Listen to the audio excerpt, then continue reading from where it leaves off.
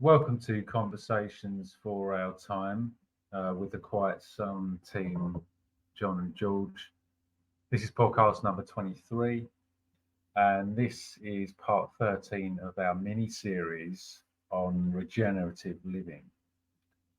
And this time we'll be discussing pollination. We kind of plan to talk about the practical applications or the practical knowledge of pollination and the processes involved, which lots of people know. But I think I was doing some research on pollination today, actually, because I just wanted to see what the science papers are talking about in regards to pollination. And one of the things I actually typed in to the search bar, and I found a couple of interesting papers actually, are pollination and electromagnetic fields. Because me and George were talking about electromagnetic fields. It's one thing that we're going to discuss in another podcast. So it's really interesting what I found. And everyone has probably heard of the electric eel. So, and sharks can sense electrical impulses. This is how many fish, I think it's 14% of fish. So at some degree, we have this electrical impulse which is being sent through the water. And sharks are picking up on that, and this is one of the senses they use to hunt. And actually, so I was looking at this correlation between pollinators, and I found a really interesting paper about bees, the flower, and the electric field. So I'm going to share something about that a bit later, but I thought I'd just kind of start us off on that because me and George like to go deep into these subjects, and I think that's important because we don't know anything about how the world works. Well, we've only just scratched the surface. Let's put it that way. So I think when you're preparing for a podcast or anything like that, you obviously have some knowledge of the subject you want to talk about, but it's also important that we keep our minds open, that there's a lot we don't know about that subject as well. So that's really cool. So I'll share that a bit later, but we'll talk. George is going to share some stuff, and then we're going to kind of discuss that, and we might go off on tangents. So I'm going to hand it over to George now. How you doing, George? And just tell everyone what you're going to be talking about. I'm doing very well, John. Thank you very much. I agree with everything you say there. Sorry, it's been a few weeks since we've done a podcast last. We get it's fairly busy lives as well, but we're always constantly learning, and we'll always come back to the point where we'll say to each other, "It's about time we do another podcast." We'd like to do it weekly, but sometimes things can crop up. But yeah, absolutely. I love what you said there. Electricity has everything to do with everything. It is everything. And the word electrical, I may have said it before, electrical, electric, all is electric. So it's interesting. And we like to delve into these things. Any subject, it doesn't have to be nature, it can be absolutely anything. The whole point of it is to dismantle it all and break down the whole components of how things work so we can have a full understanding of what's going on.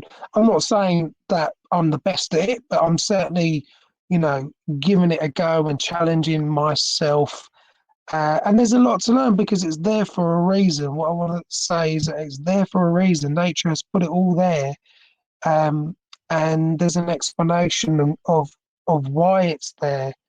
And there is a reason why, for us to understand it and have that mental connection of what's going on. Because, I'm going to talk about pollination, and I'm sure the listeners understand what pollination is. We just like to go into a greater detail of it all, and understand what this part of the world is happening. Understand what's happening, because it's a beautiful process. I'm only going to give like a general explanation, because whatever we talk about, we may touch upon certain subjects, but it's up to the listener to think, oh, well, I like that. I'm going to go away and research some more. So, somebody who's listening might want to do things like that. And there's no hard or fast rule of, how to learn. But the pollination process is so beautiful. It's, in effect, it's a creation process. So nature is creating, and we're learning how she does it. Everything that nature does is an allegory. There's a story there. There's a story unfolding.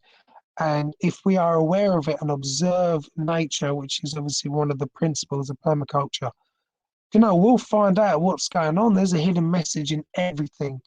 And this is what I'm coming to learn. So the process of pollination. So, like for example, open pollinated is cross pollination. It's a natural process, and these are seeds that have the same genetics and characteristics and traits as the parent plants. So it's not from another variety of that same species. So, any examples of open pollinated fruit is apples and plums. Open pollinated vegetables, examples of them are like French beans, cucumbers. So generally, people, if they want to keep, the same variety, you want to plant away from different varieties, and then self-pollinating is another wonderful process. It's still natural pollination, and plants that are self-fertile, so they have both the female and the male parts in that flower. Okay, and they use their own pollen, and so you get the characteristics and the traits and the organs are already in that flower. So self-pollinated fruits, peaches, apricots, that sort of thing. Self-pollinated vegetables, tomatoes, green beans. Self-pollinated plants can cross-pollinate as well if they're unable to do it themselves. So in some species, the pollen and the ovary mature at different times, so then the flowers can't self-pollinate. But it's like nature has a sort of backup plan. It's interesting that she would do this. But self-seeding plants are self-sustaining. Rockets, lettuces, radishes, that sort of thing, and they will flower and they will self-seed. Some plants bolt when crops put on like a growth spurt to flower, and then they'll set to seed and before the vegetables are actually ready for harvest. So it's a term applied to vegetable crops when they prematurely run to seed, and seeds will ripen and they fall in the soil. For me, John, I always have a problem with spinach, especially at my dad's allotment.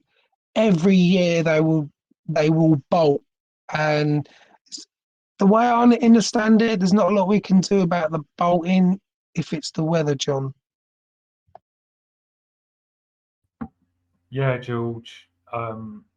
Yeah, you're right. I mean, bolting usually occurs when you have a hot spell, and the plant gets the signal that they need to go to seed. So I think you've been growing on your dad's allotment for the last 3 years, something like that. From Yeah, what I remember. And that ties into the weather fluctuations we've been having over since 2019, basically, where we got the meridional flow going on. So we're going to have these variations in low and high pressure systems, which brings temperature swings. So that is definitely one reason for plants like spinach bolting. There are others as well. So I think it's really important. But my thing, I think, is like, okay, well, we can find, there's things we can do to a degree. So it's about predictability. I mean, this is slightly different, but it's still about pollination. So we could reduce the temperature that the spinach is grown in by creating an earthwork or something like that. That would allow us to have a cooler temperature, Yes. that type of thing. Or we could select seeds and we could isolate. I mean, I'm just speculating here, but we could isolate microbes that were specifically good at retaining moisture, for instance. So although a plant is obviously feeling from its above ground senses, it's also due to the soil temperature. So you could increase the moisture in the ground, and that would ensure that the plant would remain cooler. Or you could plant something in front of the spinach to give it a bit of shade. So those types of things we could do to adapt. And I think the other thing is like through, let's say, natural selection, there could be, or adaptation, there could be spinach that you might get one seed out of 100 seeds that doesn't bolt as quickly. So you want those genetics, because if you can then select certain seeds from that which will carry on their parent's trait of not bolting as quickly, we could then maybe facilitate that into it as well. And I think this is with self-pollination. I think this is the natural selections that plants go through. So it's really interesting. I wanted to kind of tie that in quickly with something I was reading about, which is this connection between pollinators and plants. And there was a guy. Yes. There was a guy a little while ago, it was back in the 70s. His name was, I was just reading his paper today, Professor Emeritus Knut Fegri from Norway. And he did some research back in the 70s. It might have even been earlier than that. I've literally just started reading the paper today. And I can even share that if people want it. But it's about how there's an ecological adaptation and an evolutionary adaptation. And the plants and the pollinators are actually evolving with each other. So many pollinators might go to the same flower. So that flower or that plant devises certain strategies to attract many pollinators. Yeah. So there might be several different insects that go there. There might be birds that go there, etc. But the flower is basically, in an evolutionary sense, it wants to propagate and grow stronger and pass its seed on, and it does it through pollen. But the interesting thing is that plants actually don't just use pollen to pass on its genes. It sometimes uses things like resin. So there's actually bees that collect resin, and there's other bees that collect a scent. So they collect oils, and then in that oil is a scent which the males use to attract females. I mean, this is really crazy, right? So through the act of pollination, that flower is attracting the insect, the bees per se, to get the oil or the resin, but at the same time, it's taking the pollen away. So most bees will feed on nectar, right? They feed on the sweet, or Yeah. honeybees feed on the sweet nectar, and the nectar gets turned into honey. So I think it's really interesting, this kind of synergistic relationship that is constantly evolving, and flowers have devised all sorts of wonderful ways to attract what they need to pollinate.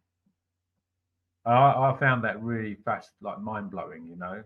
Is that there's this intelligence in the plants, and yeah, so that bit was interesting. The other thing is, like I've just mentioned briefly, because I know you've probably got more to say, but reading about this connection between most people know, in regards to pollination, that there's chemical signals, there's smells, there's color, there's all these different things that will attract pollinators. But research recently has indicated, and I read another paper actually, saying that basically that there is a coupling between the electric field of the earth. So we've got the positive ions from the sky and the negative ions from the earth. And we've also got this coupling between the bee, which is a positive charge, and a flower, which is a negative charge, right? Because bees are connected to the air and flowers are connected to the ground. And certain species of bees will just use this electromagnetic field, and they'll pick up these electrical signals that the plant is giving out on its hairs between its antlers. And this, I find this quite fascinating. And other bees will be able to fly over the flower and tell whether it's been pollinated or not. But the interesting thing is when the bee lands on the flower loses its negative charge. So, this electrical thing is quite insane, right? And actually, in one of these papers, it says, yeah, but humans don't have this ability. And I'm like, yes, they do. All animals have this ability. It's just that bees have to use it all the time. But I'm not convinced, but I'm very sure that human beings are able to pick up on this stuff as well, which is where grounding comes from, right? Human beings. Totally. Yeah. So yeah, just some really fascinating things just from a couple of hours of research, and I just thought, wow, we really don't know anything. Well, this is it. The more we learn, there's this saying: the more we learn, the less we actually thought we knew. And what you're talking about again, there's the polarity, and it's amazing what researchers are doing these days. They're finding this information out, and there's a lesson there, for us. There are many lessons, cycles within one big massive cycle, and lessons within one big massive lessons. Whatever is happening to these little creatures is happening to us as well. And that is the story, that is the allegory that we're talking about. And the things that they're finding is truly remarkable.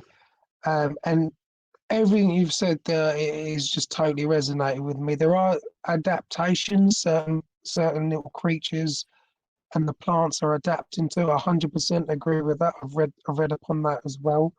And there are so many symbiotic relationships. It's unreal. It's all a symbiotic relationship. You've got the mycorrhiza fungi with the rhizosphere. You've got the creatures and the flowers. You've got all sorts of going on. We've got the trees and we've got us. We have a symbiotic relationship going on there. And it's truly remarkable. And the other issue that we do face today is maybe there is a lack of pollinators. Of course, we've discussed this before in past, we've touched upon it, because of pesticides. You know, they are killing the creatures, they're poisoning the creatures and poisoning the natural process that we need, you know, so nature can go along and do its thing, because everything is part of a puzzle, you know. So, and that's when we may have to manually pollinate, you know, or hand pollinate open pollinated plants because of the lack of pollinators. And this is an issue. This has been an issue for a very long time. So some people do actually hand pollinate and mix two varieties as well to create a hybrid, a new variety. So there's many reasons why farmers would do this, you know, really, and it can increase the yields, you know, from this, it improve fruit quality, you know, avoid fruit abortion, increase employment, and secure subsistence of food. But the characteristics from both parent plants, you know, all of this, the intentions are good. We want the best characteristics, right, to help fight disease, pests, create higher yields, have a longer shelf life. But of course, we don't have to do that if we get the soil food web correct, which was also we've talked about. But going deeper into the hybrid seed, like for example, F1 hybrid seed, first generation seed. So, you know, like using two varieties of carrots, you know, to create a new variety, you know. But nature can do this as well, you know, even if you don't intentionally mix more than one variety together. Again, through cross breeding. Let's go into that a little bit, John.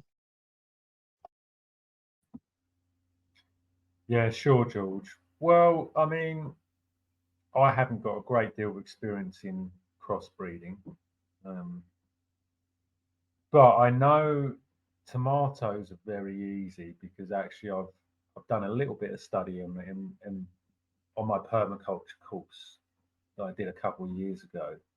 Um, really good course.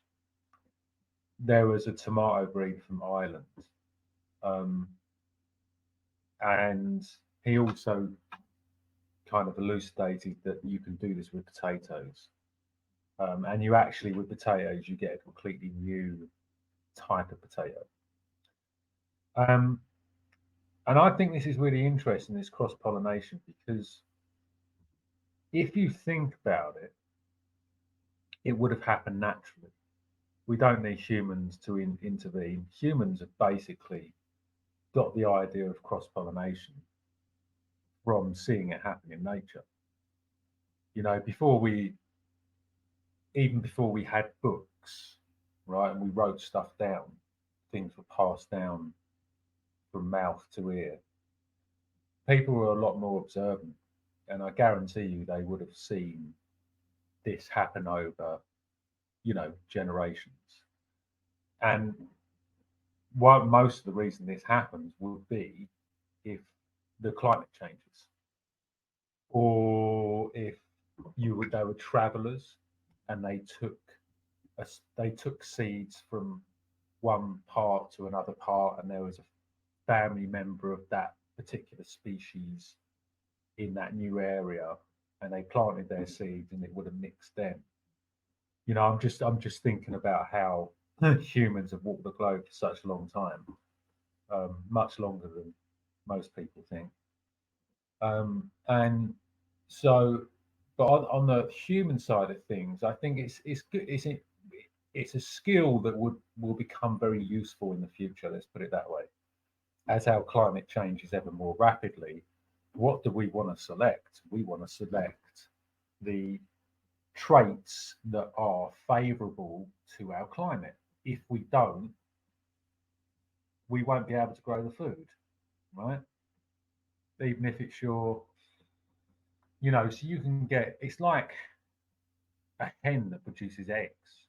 right? You want ones that produce, if you want to eat eggs, you want ones that can produce a lot of eggs. You don't want ones that don't produce eggs.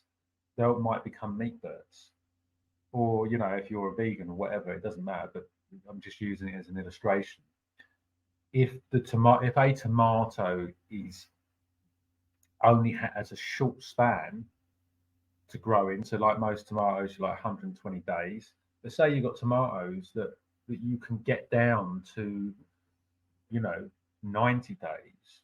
Well, in an area where you don't get a lot of growing days, you know, so the temperature has to be above a particular amount, or areas where it's cloudy, or areas, you know, look at the last 2 summers that we've had, very erratic. Lots of people struggled with their crops. I know that because I've spoken to a lot of people about it.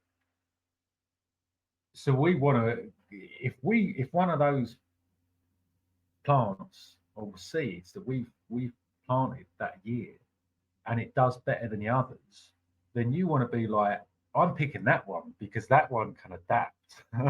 That's got the genetics. It remembers from centuries ago. And I think this is the important thing about holding on to our heritage and our heirloom seeds, is because they will have a longer genetic memory. So they will be able to adapt a lot quicker. No matter what humans do to try and modify seeds, you know, to make them better at growing in the warm or the cold, it's child's play compared to what nature does, right? Nature has that memory. So I think that's really important. And I think that's all I've probably got to say about cross-pollination, because anyone can learn it.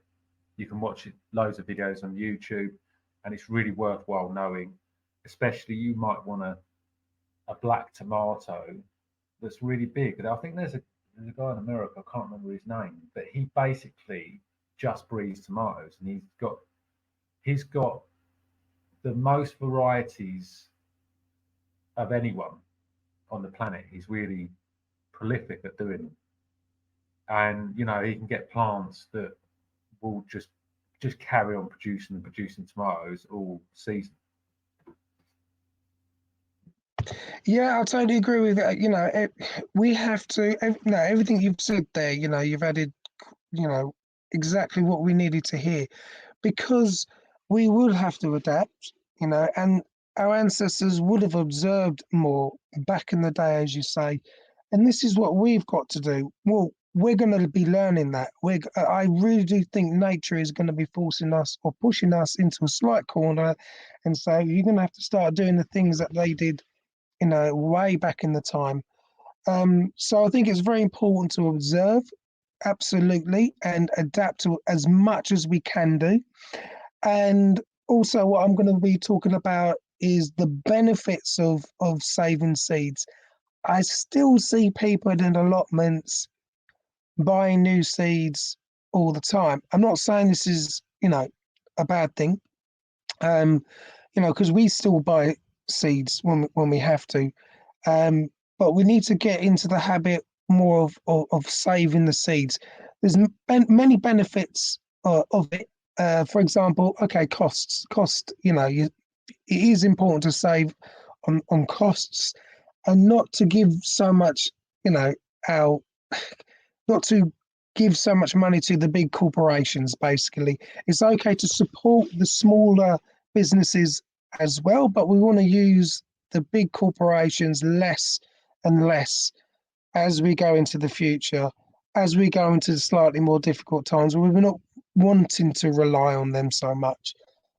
But seeds as well, yeah, absolutely adapting into the growing conditions and climate as well, because of pest resistance, disease resistance, and they will be adapted to handling the weather. Um, and of course, flavor is important. Personal preference, basically. Genetics are more pure than hybrid, granted, you know, but I'm pretty sure hybrid seeds were also done. I've read this somewhere, John. I'm sure you can add to this, that they were done for commercial production due to transport as well. I haven't heard of that. Yeah, that might be. I'm not sure actually. I mean, it kind of makes sense. Um, but again, this points to the fact that instead of choosing the way in which nature intended and the healthiest way to grow food, farmers were pushed in or tricked or coerced or whatever word you want to use into using these F1 hybrid seeds. And it wouldn't surprise me if the F1 hybrid thing had more nefarious kind of beginnings, which is the extinction of the disconnect between man and nature, or human beings and nature rather. So I think that's really important that you talk about saving seed. This is why heirloom exists, because small people like us grew food and saved the seed because it was necessary back then. You didn't have a place where you could go and get seed. So those heirloom and heritage species have lasted.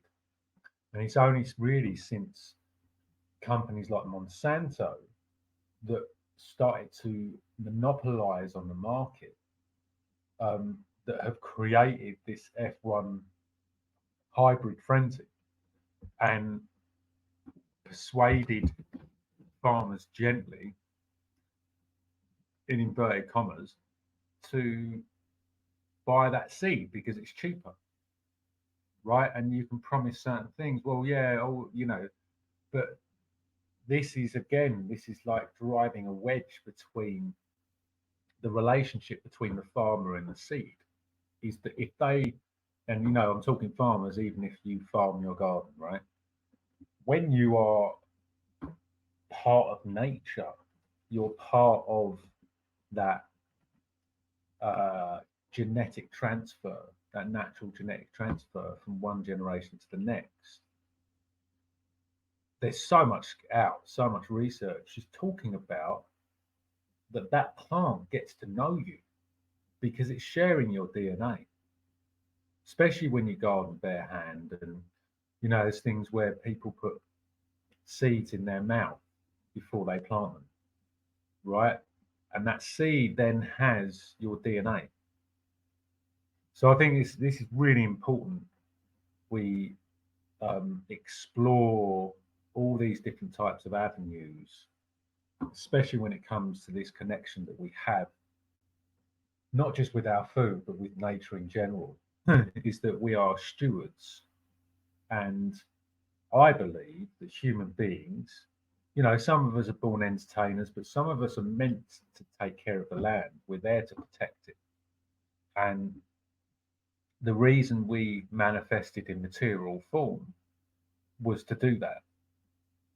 So, yeah, it's really interesting stuff, George. I mean, we could talk about it for a long time, I'm sure, and maybe a conversation for another time.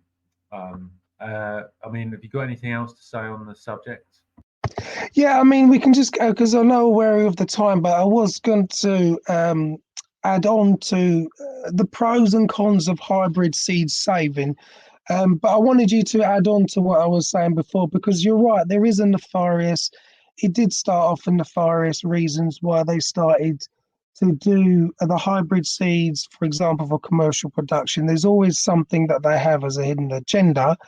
But again, yes, we do have to adapt to what's happening as well.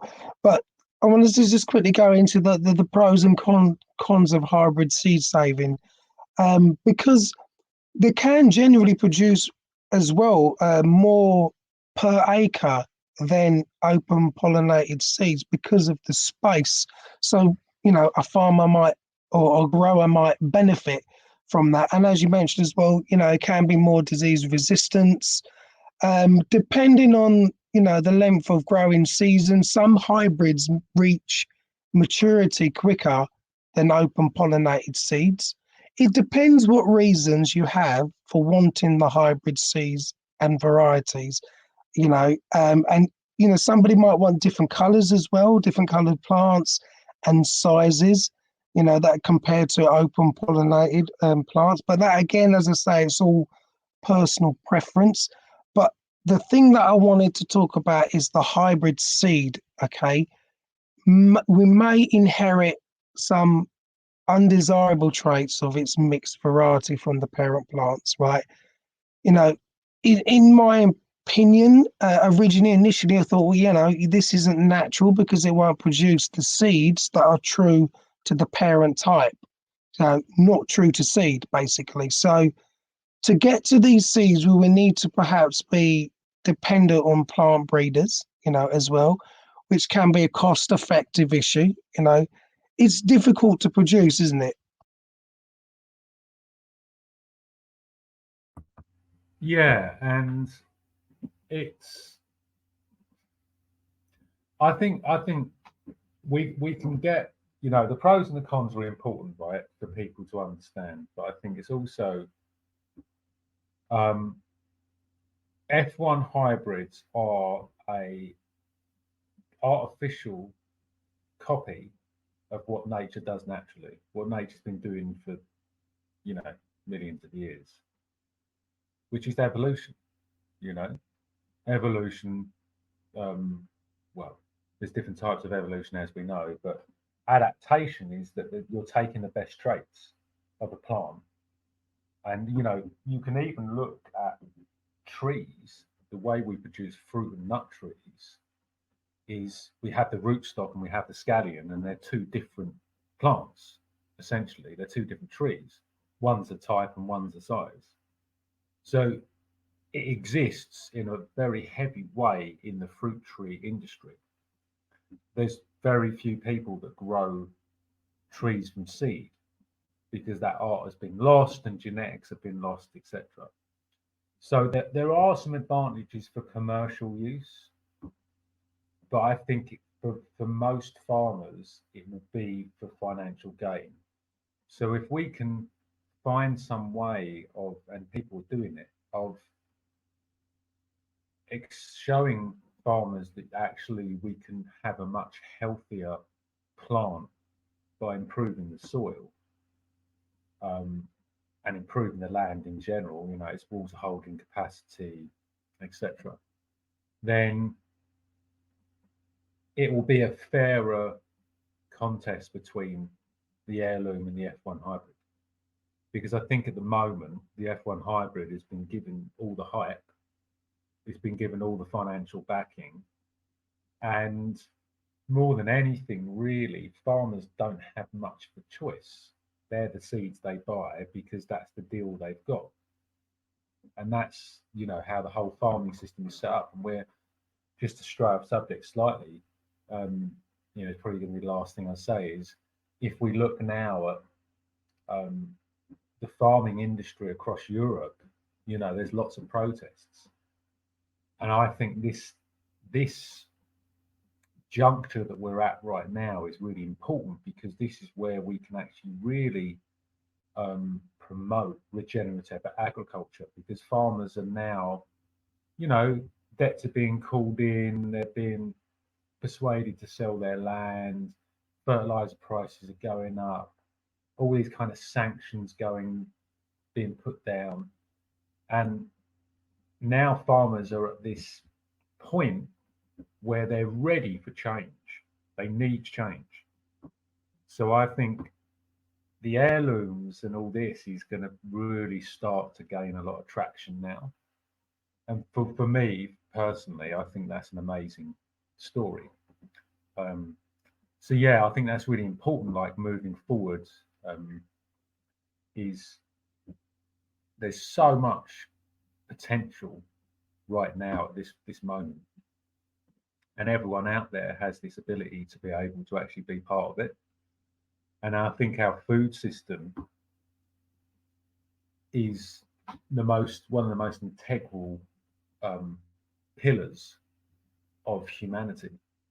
And even if it's just to be used as our connection to nature, you know um, but there's so many other positive benefits like people's health, and we can we can do amazing things in the future. So yeah, I'd just like to end with that, George. I'm sure you've got something to say as well. Yeah, no, sure, no, I agree with absolutely everything you're saying. I think it's just been far, far too much controlled, and it's coming to a head now. Basically, something's got to give at the end of the day. And yes, of course, we always advocate heirloom seeds. As I say, me and John, we buy from realseeds.co.uk. I've also purchased from beansandherbs.co.uk. We always go for organic, non-genetically modified seeds. Um, Heirloom is basically open and natural pollination seeds that have been passed down generation to generation to at least 40 for at least 40 years. So we know we can trust these seeds. They we know they're gonna do a good job, produce a decent offspring. So generally, the strongest of varieties and the best genetics for the next season. So not all open pollinated plants are heirloom seeds, but it is unpopular at the moment. But if you dig a little deeper, I think you'll find that more people are doing the heirloom seeds. So we always recommend heirloom seeds from those websites as well, especially realseeds.co.uk. Also, Also, George, Chiltern seeds is another one. I haven't excellent. bought from them. I haven't bought from them, but I've done a bit of research into them. They look like they're pretty good company. So yeah, support. And this is, we're talking like why I like real seeds is because they're grown by the people that own the company in Wales, but a lot of their seeds also come from local growers or growers in the UK, and sometimes they come from slightly further afield. Um, but this is a testament of heirloom seeds. Is I've bought uh, types of tomato that were from Turkey 30, 40 years ago, and they've just slowly adapted to our climate. And this is the wild card of heirloom is they have genetics, man. They have natural lineage to their ancestors, and they have in their DNA they have recorded the climatic changes. So somewhere in their DNA they have a genome which remembers that, just like we have, like, slightly different. But look at Wim Hof. Wim Hof is able to deal with the cold because all of our ancestors have dealt with the cold in the past. We're all able to fast because our ancestors fasted in the past, whether they wanted to or not, right? So it's the same. We have to, for me, I'm trying to really see deeper into these cosmic forces to understand why things like seeds are able to do this, because it goes so deep into the this mystic quality of life.